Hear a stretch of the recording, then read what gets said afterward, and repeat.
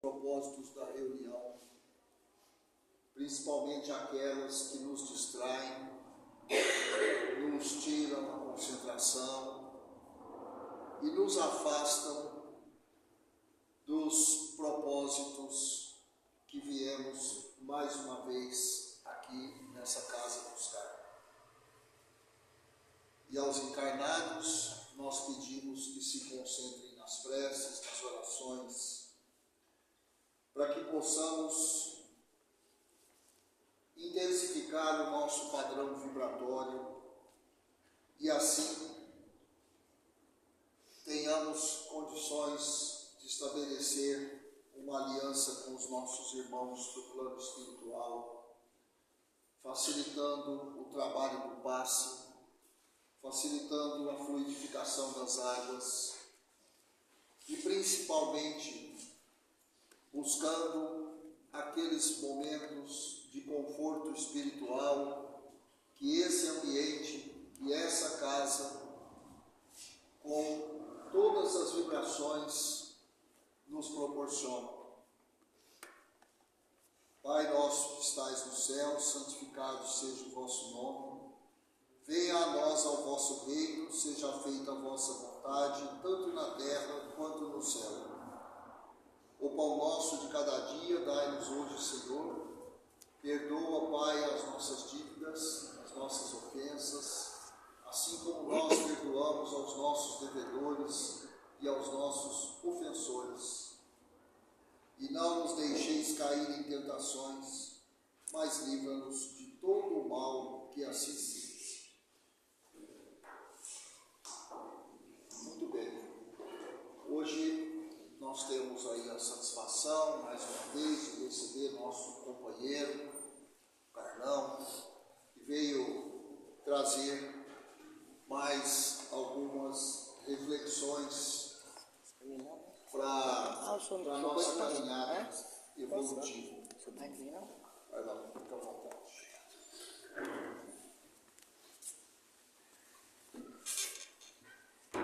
Tira e coloca o cabo lá.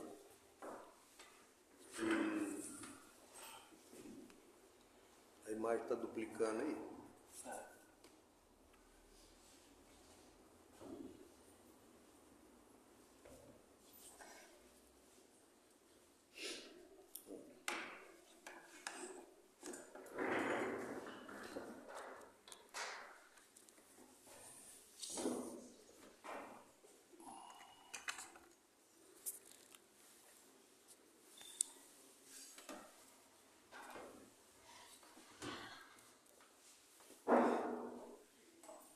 Caríssimos irmãos, uma ótima noite para todos. Eu vou fazer de novo. Caríssimos irmãos, uma ótima noite para todos. Boa noite. Que susto, eu estava desencarnado. Muito bem, bom, hoje a gente vai fazer uma reflexão sobre, sem dúvida alguma, se constitui para nós, na atualidade, grandes desafios. Então, a nossa reflexão de hoje sobre os desafios da vida moderna, Desculpa, esse problema é problema de menos coisa. nenhum problema. Isso.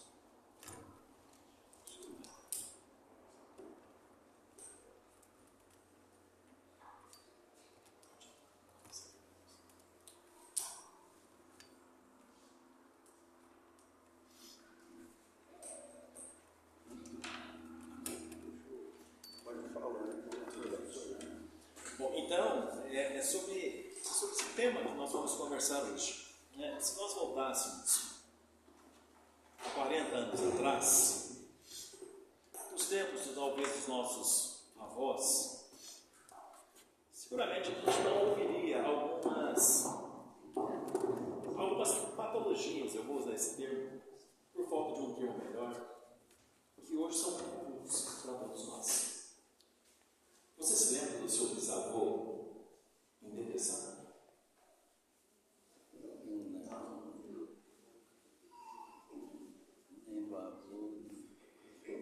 sua avó em depressão? O seu avô estressado também? Também não. Eu só sentia amarelo depois. Então tinha uma corrigida, como dizia o nosso conferência.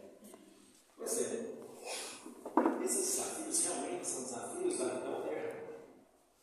Aparentemente parece que nós nos permitimos, de uma certa forma, entrar em um processo gradativo de desequilíbrio.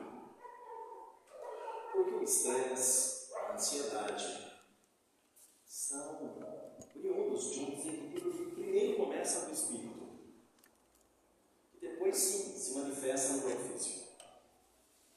E como nós sabemos, nós somos deuses.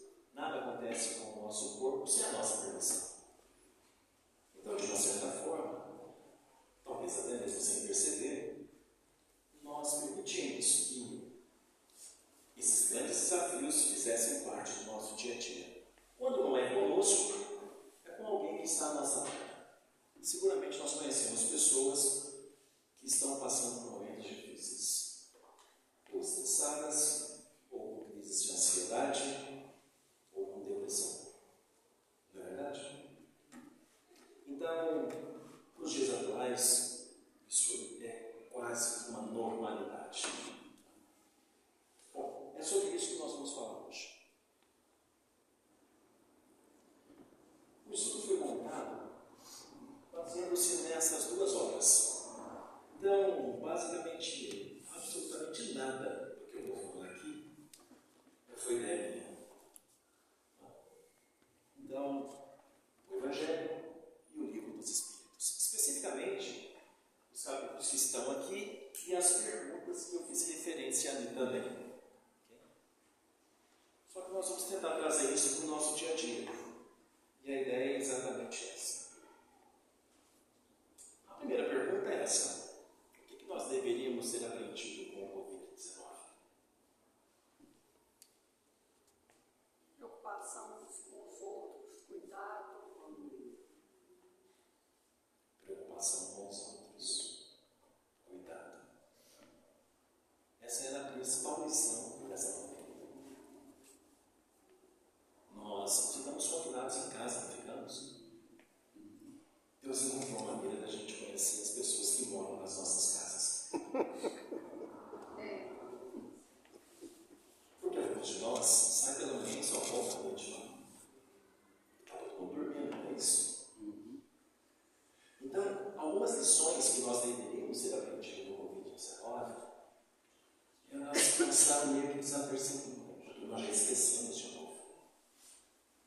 Se nós pararmos para observar de uma maneira assim muito sensata, muito tranquila, o mundo que nós vivemos, nós estamos deixando de cuidar uns dos outros. Nós estamos deixando de se preocupar com os outros. Às vezes por uma falta de oportunidade, às vezes por falta de condições econômicas, financeiras, de tempo, às vezes por estarmos precisando que alguém cuide de nós.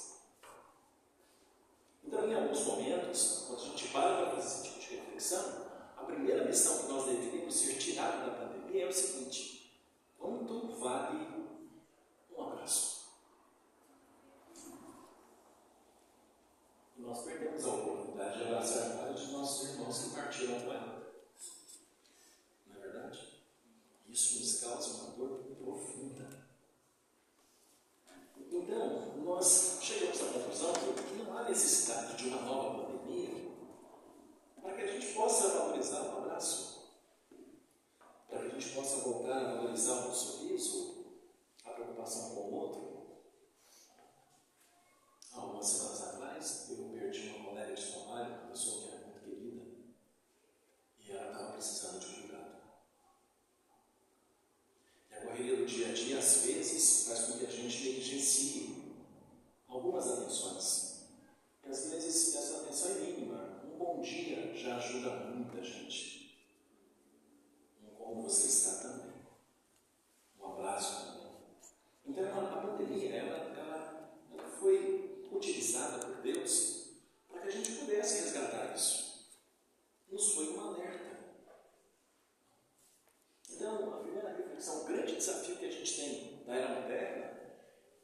voltar a entender o quão difícil era estar perto de quem a gente amava quando a pandemia estava a pleno vapor.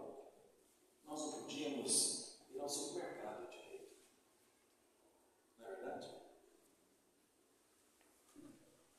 Muito bem. Bom,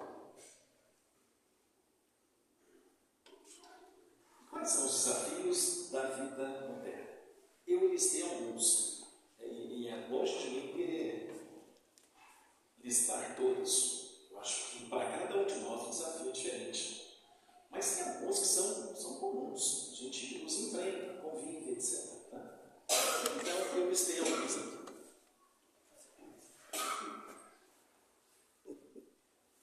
Comportamento depressivo é um desafio da época moderna? Sim. Pressão, cobrança. Corre. Alguém aqui não é cobrado? Alguém que não sofre nenhum tipo de pressão? Sim, tranquilo. O dia parece ser algo maravilhoso o tempo todo. Alguém que consegue fazer alguma coisa sem se conectar à internet?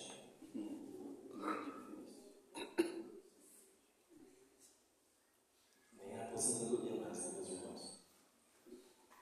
Não é verdade?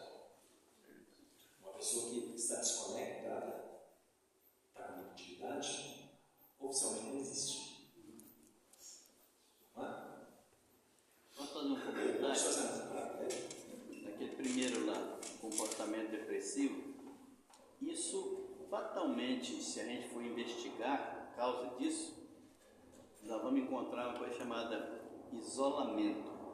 Hoje em dia, as pessoas, até na própria casa, tranca dentro do quarto, tem sua televisão, só encontra na hora do almoço ali. Tá?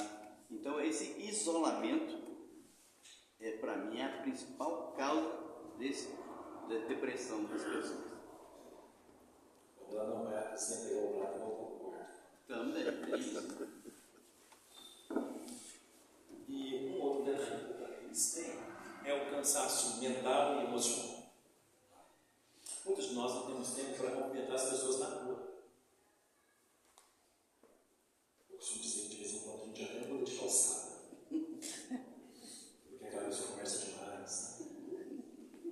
Em Rio, é para coisa. Então, essa correria do dia a dia que nós nos impomos, porque somos nós que nos impomos, ela parece ser a regra. Pode observar que quase todo mundo que a gente conhece, quase sempre, está sempre ocupado. Até nos finais de semana, meus irmãos, que a gente está absolutamente à toa, a gente está ocupado. Então eu fico pensando, então que horário a gente vai conviver com as pessoas? Que horário que a gente vai poder compreender o que está acontecendo à minha volta? Que horário que eu vou parar para respirar? As pessoas estão impacientes no trânsito, as pessoas estão impacientes no trabalho, as pessoas estão ficando doentes no trabalho. Então a gente vai parar quando?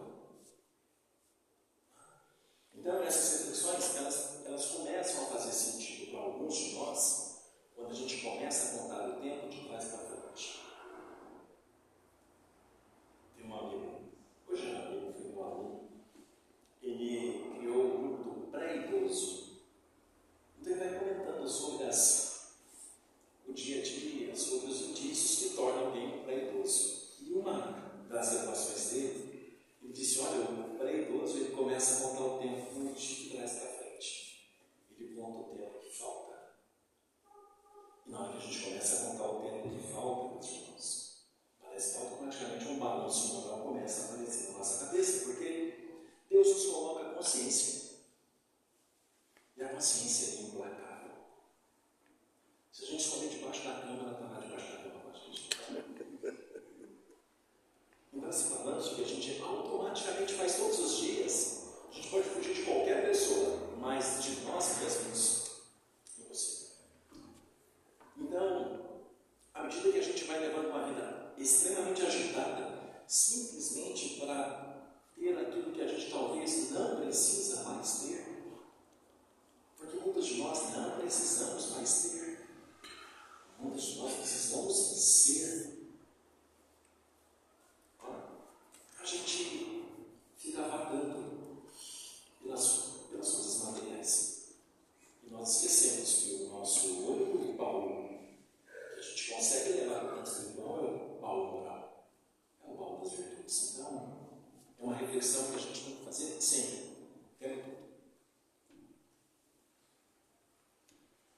conectividade constante. Algo me chama a atenção. É muito comum nós pararmos o mundo porque estamos conectados. Nós invertemos as coisas. Hoje nós temos que pedir para as pessoas desligarem o telefone. Isso não tem nexo. Porque se eu estou conversando com alguém, eu tinha que estar dando atenção para aquela pessoa. Não é verdade? Se eu estou usando o telefone para trabalho, já terminou meu tempo de trabalho. Só não deveria usá-lo mais. Mas a gente consegue, às vezes, complicar muito nas nossas vidas. A gente está o tempo todo disponível. E aí as pessoas não respeitam o nosso tempo. Quando você incomoda alguém no final de semana por um motivo de trabalho, se não for uma urgência urgentíssima, algo que vai desmoronar o local de trabalho, você pode esperar segunda, terça, quarta, que espere. Porque aquele talvez é o momento que você tem para ficar com a família. E quando nós estamos em família, os celulares também estão conosco. Nós não temos mais nada fotográfico que você revelava no filme, né? Alguém que já revelou o filme? Gente, mas vocês estão velhos.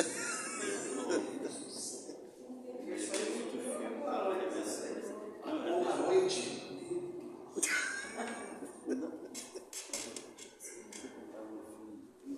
Por incrível que pareça, o gostoso era tirar a foto, esperar o filme acabar, revelar a foto, sentar com a família e rever as fotos. Hoje as pessoas vão no show, elas não assistem o show, elas filmam o show.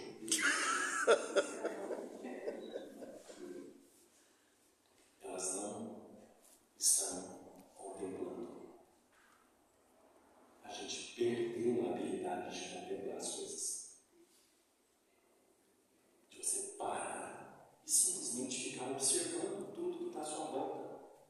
Sabe aquele ato de você sentar numa praça, sem nenhuma preocupação, 5 minutos, e ficar observando as pessoas passando para lá e para cá. A fonte fica desligada, o fervor de pipoca no cantinho aqui. Nós perdemos isso, meus irmãos. Nós paramos de contemplar. E quando a gente para de contemplar, a gente para de olhar a nossa volta. E quando a gente para de olhar a nossa volta, nós paramos de nos preocupar com as pessoas. Nós ficamos destreinados a observar como uma pessoa não está bem. Pipoqueiro, ainda existe isso?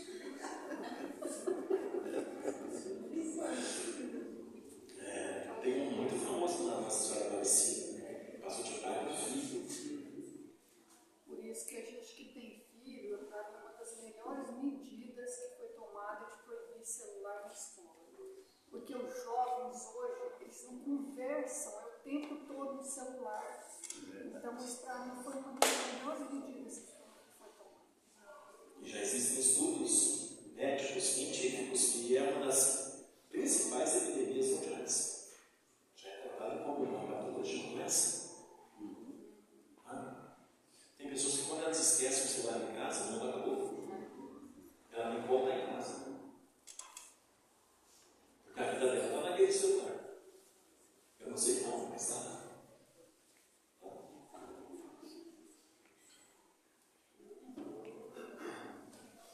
Pressões e cobrança. A gente não pode reclamar muito de pressão, não. Nem de cobrança, porque o Cristo sofreu isso o tempo todo. Não é verdade? Aí a gente acha que uma pressão aqui, uma pressão ali é o fim do mundo. Como se a gente fosse o mais inocente de todos os seres humanos da Terra. Como se a gente não tivesse que passar por aquelas pressões, aquelas cobranças, para que a gente possa evoluir, para que a gente possa se adiantar. Os desafios aparecem para isso, para que a gente possa se melhorar. Então nós ficamos, às vezes,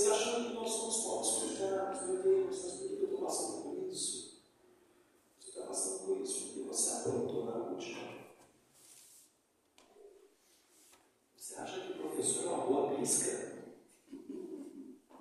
Uma pessoa que tem que reencaminhar milhares e milhares de alunos a vida inteira. Você acha que um presidente, um prefeito, um governador foi boa isca? Uma pessoa que agora assumiu a responsabilidade de cuidar de uma nação inteira.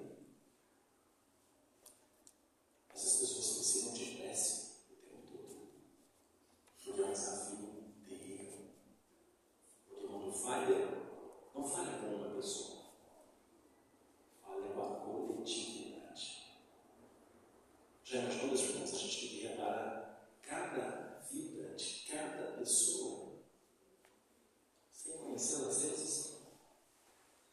Então as pessoas fazem parte das nossas vidas. Agora, não nos enganemos. Algumas somos nós mesmos que criamos. Alguns de nós assumem responsabilidades que não deveriam ter assumido, pela falta de capacidade, às vezes, de conduzir aquela situação, pela dificuldade dos recursos para prover aquela situação. Então, às vezes, nós assumimos algo que a gente não tem a menor condição de administrar. E quando a gente abre mão disso, nós estamos sendo caridosos. Porque você imagina só, você assumir uma tarefa que você não consegue cumprir. Muitas pessoas vão depender do sucesso daquela tarefa. Mas você assumiu algo que você não consegue fazer. Então, quando a gente reconhece que não consegue, que não dá conta, ou que precisa de ajuda, de treinamento, de preparo, essas pressões diminuem. Mas muitos de nós precisamos das pressões e das cobranças.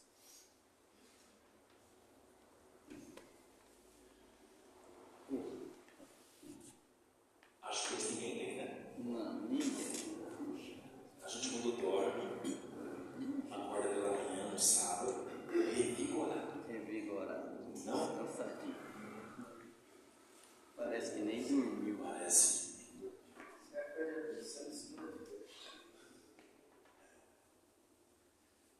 O cansaço mental, ele está associado com os nossos pensamentos. Percebe? A forma que eu vou dormir, a forma que eu vou deitar, define como eu vou acordar no outro dia. Se eu vou imbuído de bons pensamentos, é difícil, não é? Porque às vezes, antes de dormir, eu acabei de assistir um filme que colocou a minha adrenalina lá em cima. Então, eu ainda estou naquele estado emocional, a adrenalina está lá em cima. O emocional está desequilibrado. Não é hora de dormir. Eu preciso me reeducar para dormir. E a maioria de nós, quando dorme, não dorme. Literalmente. Não dorme porque não consegue dormir. Cansaço mental não deixa você dormir. E não dorme porque a maioria de nós estoura. E sabe-se lá para onde nós vamos. Porque a gente não se lembra do outro dia. São raras exceções, né? Então, se eu estou indo dormir cansado, se eu estou indo dormir estressado, qual é a chance que eu tenho de, ao dormir, ter paz? Estourado. Para qual região você está atraído? Então, os nossos pensamentos, sem dúvida alguma, são os nossos maiores desafios. E olha como é que a gente pega isso fácil. É só alguém fazer algo que não nos agrade. A pessoa nem precisa falar com a gente, que é só ela fazer. Aquela música é vontade desganada, tá? Não fala, não pode falar isso. Tem outros que dá vontade de você enfrentar. Então, quando a gente se sente ofendido, os nossos pensamentos, além de atingir aquela pessoa, também são envolvidos com nós. Não há um pensamento nocivo que não retorne para nós. Tem reação aí. Reação. Então a gente precisa perceber que o pensar é um desafio gigantesco para todos nós. O Espiritismo nos ajuda a compreender as causas espirituais desses sintomas. mais serenidade, mesmo em meio à correria. Aí alguns espíritas acham que o espiritismo nos poupa disso. Se você observar bem o texto, ajuda. Não nos poupa, só ajuda. O que quer dizer isso? Que tem uma outra parte que cabe a quem? A mim. Bom, se cabe a mim, eis aí o primeiro problema.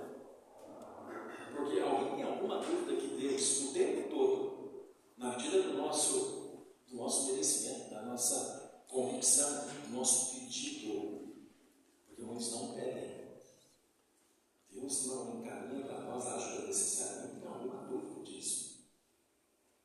Então, é a outra parte que precisa ter um pouquinho mais de consciência e disciplina. O Espiritismo ajuda. Ele não resolve o problema por nós. Para que a gente possa resolver um problema, nós precisamos ter ação. E a gente vai falar sobre isso também na noite de hoje. Sobre a ação. Alguns de nós achamos que sofremos de maneira injusta. Nós somos inocentes. Santinho. Meus irmãos, imagine o seguinte, eu vou pegar um exemplo aqui para nós, emblemático. Vamos imaginar o espírito de Hitler. O nome dele já gera uma vibração que todos os nossos irmãos que estão aqui cuidando da segurança da casa já teve que fazer a sepsia.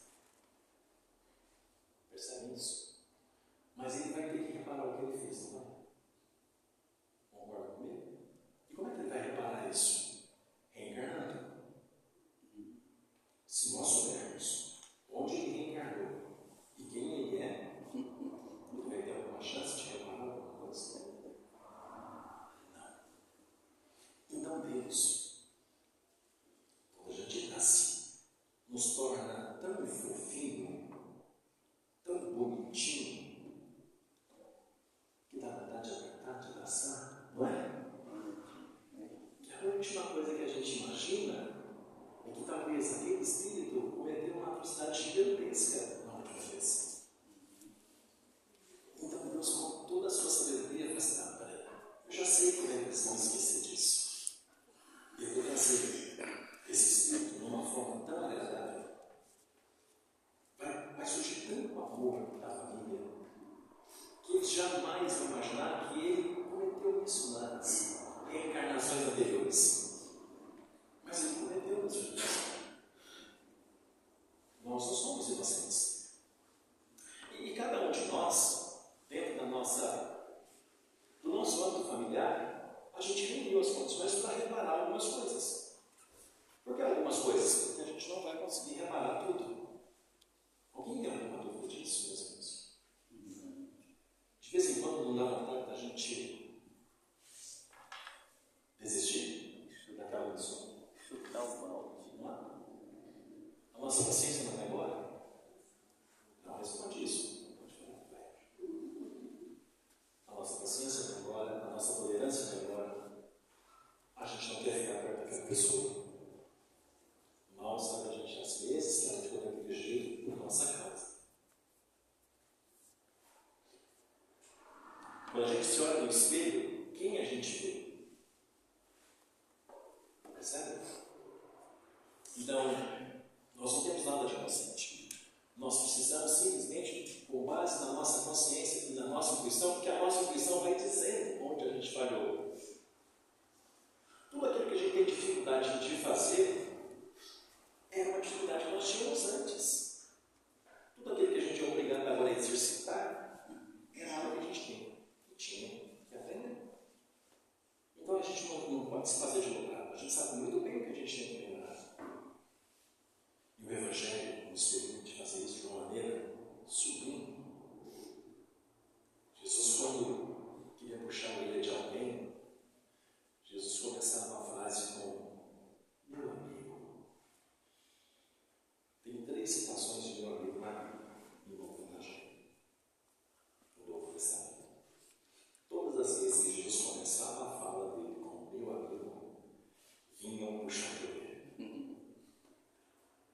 que a gente puxa a orelha das pessoas aqui na Terra? Há muito tempo atrás era banana, né? Agora não, agora a gente é agressivo. A gente fica de mal, a gente parece criança. Você conhece algum adulto que fica de mal? Ele ainda tem? Você lembra disso aí? Depois nós nunca lembra a gente ficar de mal. Não, estou de mal. Percebe? A gente às vezes é tomado de uma infantilidade espiritual que é assustadora. Mas nós precisamos ter um pouquinho de maturidade espiritual no sentido de, se aquela pessoa não quer me procurar, eu vou procurá-la. Se ela não quer ficar mais amigável, não quer ter uma boa relação comigo, tudo bem, mas eu já fazer isso. Então, essa análise consciencial ela é importantíssima. E Santo Agostinho fazia isso o tempo todo.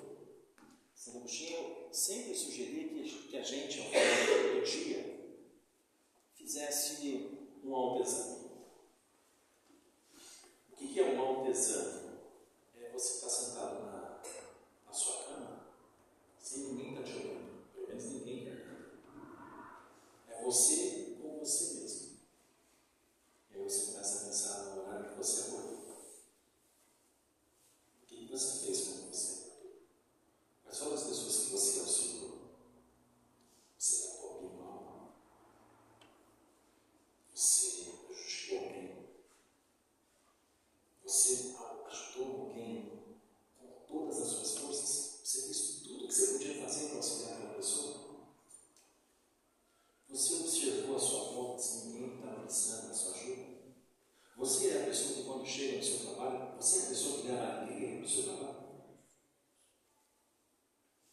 Porque alguns de nós, quando vai trabalhar, só leva tristeza e mau humor. O que vai colher? Tristeza e mau humor.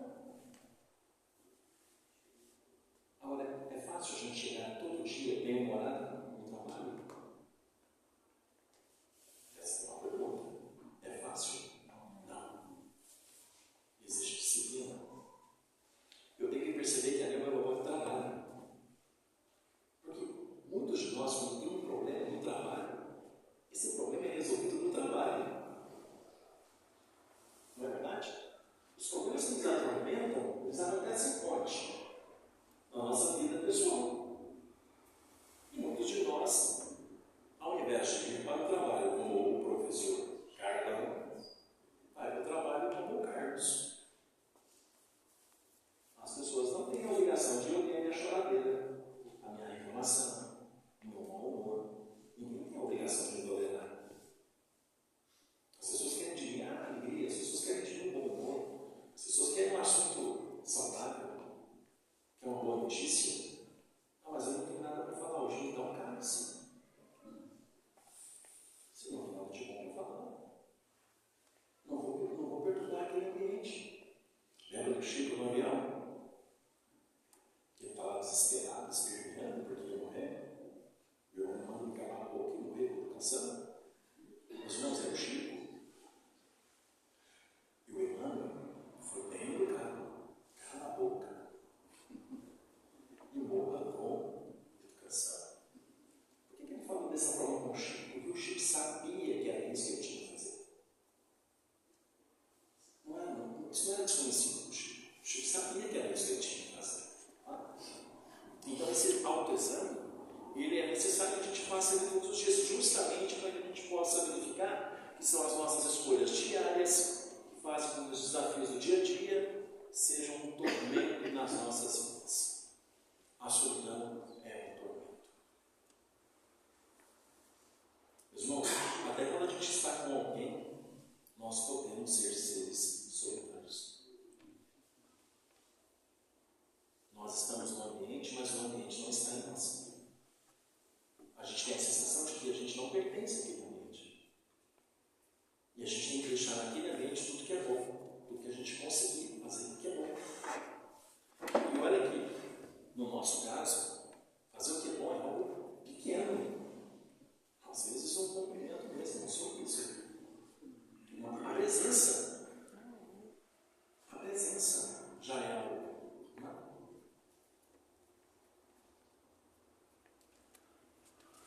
Os desafios, as enfermidades, os desenganos, a ingratidão e até a morte são mecanismos de crescimento espiritual.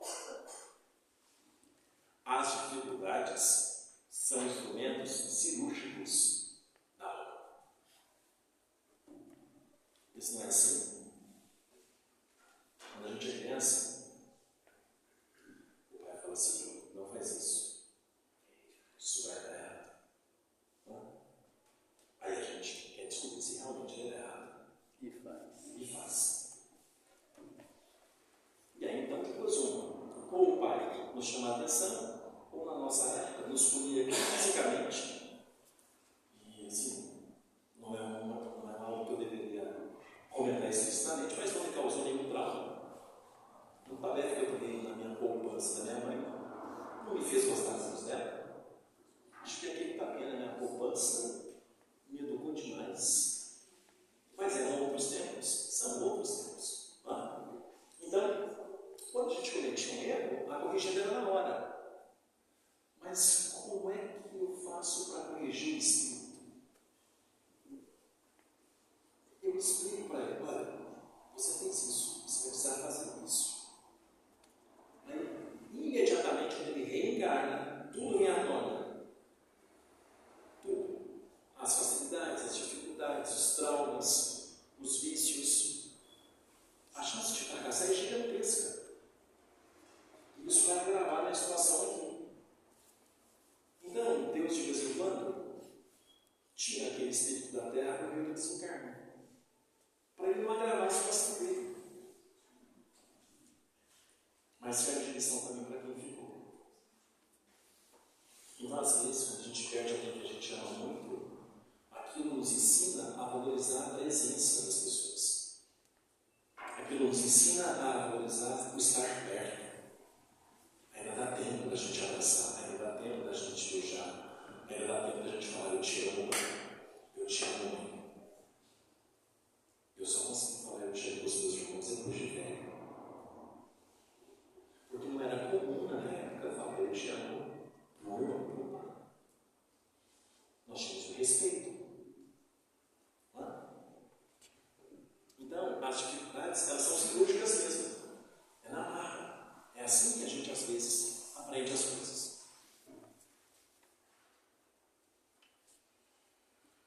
Há uma lição no livro Dias Melhores. Esse livro, eu recomendo que você leia um pouco. A lição é acalma-te. Acalma-te. O teu sofrimento será do tamanho da tua aflição. Todo desespero é fator agravante das provações. Não te revoltes.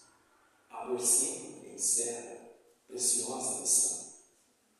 Quantos, em silêncio, estarão chorando nesse exato momento? E quantos haveriam de sorrir se encontrasse na situação que consideras de extrema dificuldade?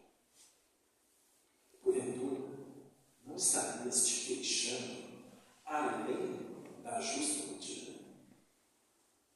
Pacifica-te inteiramente, e por mais complexos, terás os teus problemas reduzidos à metade.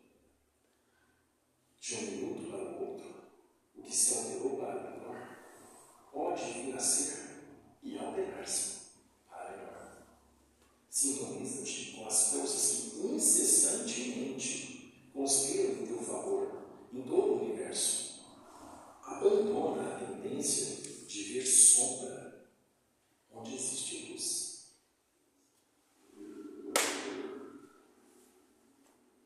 É uma etapa um pouco diferente. Com certeza. Muitos de nós achamos que estamos sofrendo demais, né? Mas, porque o sofrimento ele é feito à justa medida do nosso entendimento.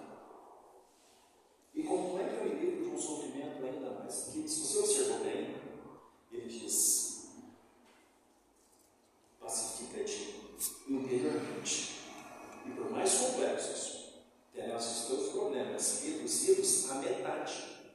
Ele não diz resolvidos, ele diz resolvidos a metade. Qual metade? A mim. Até o que cabe a mim. Porque tem alguns problemas, meus irmãos, que nós devemos pegá-lo, colocar numa prateleira e deixar ele lá. Porque a gente não reúne ainda os recursos que a gente precisa para resolvê-lo. E a gente não deve sofrer por causa disso. Então, quando o problema estiver além das suas forças, você já pediu um auxílio, deixa ele numa prateleira. Segue em frente. Mas tem problemas mesmo. Por meio de situações que você sequer imagine, a solução aparece na sua cabeça. A gente não deve mergulhar nos problemas que nos causam aflição. Porque a decorrência disso, sem dúvida nenhuma, é a ansiedade e a depressão. Muitos de nós estamos assim ainda.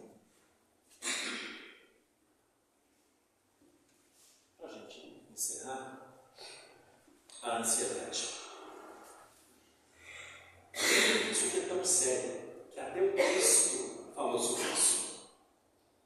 O que é a ansiedade? É a pessoa se preocupar com aquilo que ainda não aconteceu. Vocês conhecem pessoas que sofrem com amanhã? Não pode ser aquela que você vê no espelho, não. Jesus falava sobre isso. Jesus dizia para a gente, olha, é a única preocupação que você nunca deve ter. A ansiedade é o medo de algo que ainda não aconteceu. Algo que ainda não aconteceu, vai acontecer. Concorda comigo? Pode. Mas vai acontecer. Aí eu demandei toda a energia pensando que aquilo iria acontecer. Alguns de nós, depois, sofrem constrangimento. Porque uma tempestade gigantesca, incendiar aquilo não aconteceu. A pessoa, a minha mãe falava assim, volta com o rabinho enfiado no meio das pernas. Porque fez um alarde, fez um escândalo gigantesco e nada daquilo aconteceu.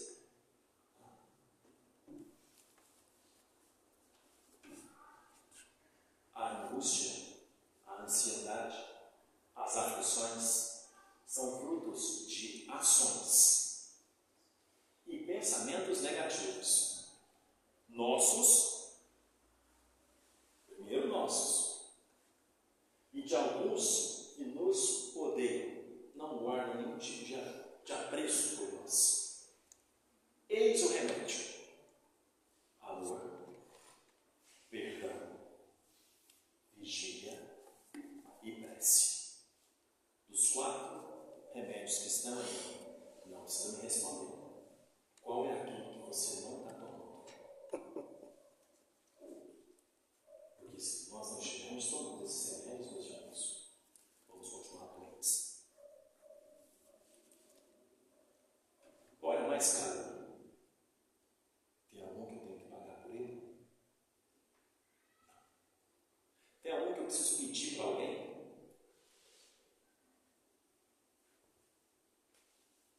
Não. Então o remédio vem de onde? Da gente mesmo.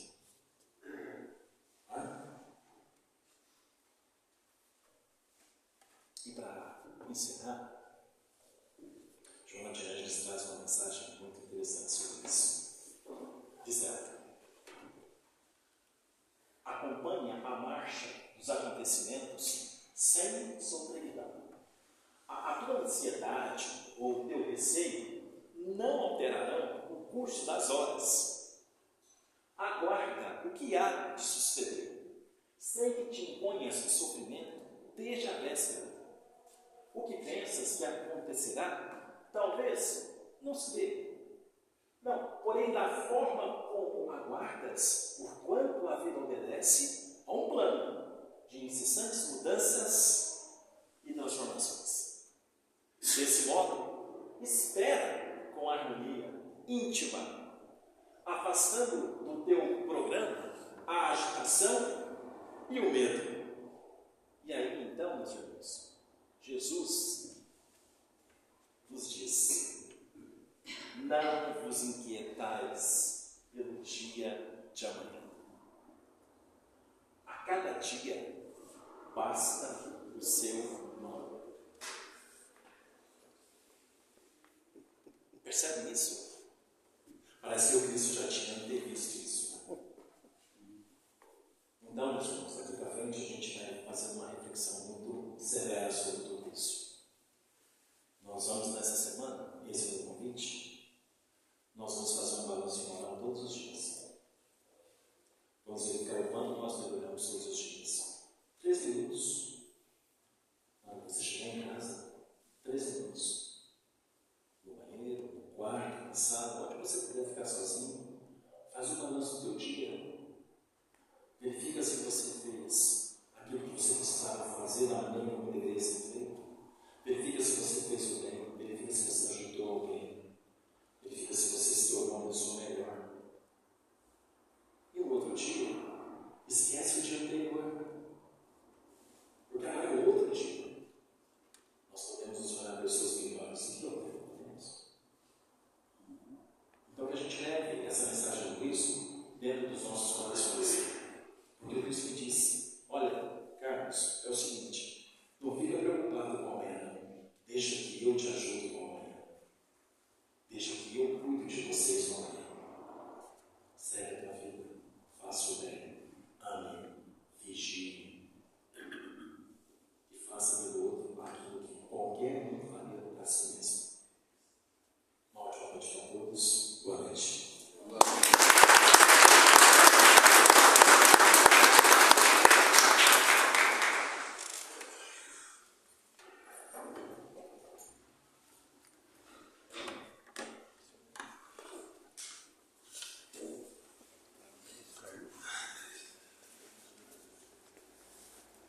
Muito bom, cara.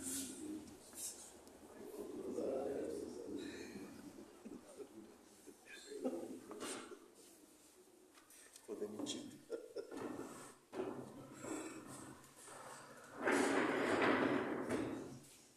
Cairão hoje veio fazer palestra para mim. 101% do que foi falado aqui foi para mim. Né? Pois é. Mas eu espero que todos tenham compreendido a mensagem, né? Assuntos mais do que atuais, todos nós vivemos isso. E é muito importante essa parada que a gente tem aqui, né? Esse pit stop, para a gente fazer essas reflexões, porque o ritmo em que vivemos não nos permite no dia a dia pensar no que, na enorme quantidade de informações e reflexões importantes que a gente teve a oportunidade de ver aqui em alguns poucos minutos. Então, se faça bom proveito e o aconselhamento, né, que o Carlão deu, muito válido, a gente fazer um balanço diariamente, é importantíssimo. Porque se a gente também não tiver 3 minutos para isso, então estamos condenados, né? Vamos